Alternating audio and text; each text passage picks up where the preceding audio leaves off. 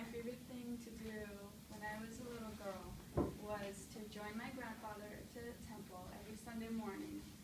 It was not for worship. I've never really been very religious, nor it was for the free goodies that I got just for showing up to the temple, but it was for this one act that they did every Sunday morning called Arpan. Arpan means giving back in Hindi, and there used to be a bunch of poor and homeless people lined up in front of the temple, and the temple used to give out bags full of blankets and food and clothes just to give back. And I remember the feeling, the warm, good feeling that I got every time I handed out a bag to one person.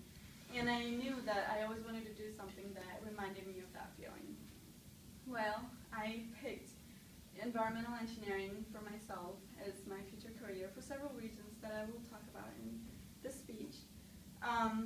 So I'll share you where I got the inspiration to become an environmental engineer, what I really plan to do with this degree, what I've done so far, and what purpose I see in this career. Last year I got the once-in-a-lifetime opportunity to attend Global Clinton Initiative Conference. It is an organization established by the Clinton family to address the most pressing challenges in this world and to find solutions. I was able to be a part of that conference and contribute as a member of Engineers Without Borders. To be a part of something that is literally changing the world kind of transformed me and showed me that it was actually possible to do something. So that's where I got the inspiration to become an environmental engineer. I interviewed Dr. Timothy Townsend from University of Florida. He's a professional as well as a professor.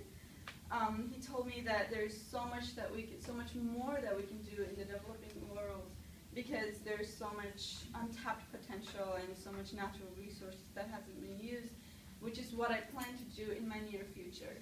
I have been working with Engineers Without Borders, University of Florida, Nepal-Team chapter for over 2 years now, and soon, as I mentioned in my introductory speech, I will be implementing a water project in a faraway village in Nepal. I made a friend in the village when I was there last year. Her name is Seema, and she's 7 years old. This one random morning, we were just walking down the hill of Nepal to fetch water to begin our day. I just asked her what she was going to do after she doesn't have to fetch water multiple times a day anymore after we implement our water project. I was very impatient, and I just asked her, are you going to study? And she said that, no, I don't need to study. I'm the smartest in my class. She said it in a way that I knew she was the smartest in the class.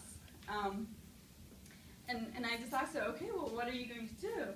She looked at me in the eye and she said that I'm going to play. And that day I learned the most important lesson in my life, that not all of us want to be rich and powerful, but we all want to be happy. And that's what I want to do for the rest of my life. I want to give happiness to people. I know it's relative, so not everybody wants $1 million to be happy. Today I shared you about how Global Clinton Initiative Conference inspired me to become an environmental engineer and give back what I've done so far, and I want to continue giving back and through my engineering skills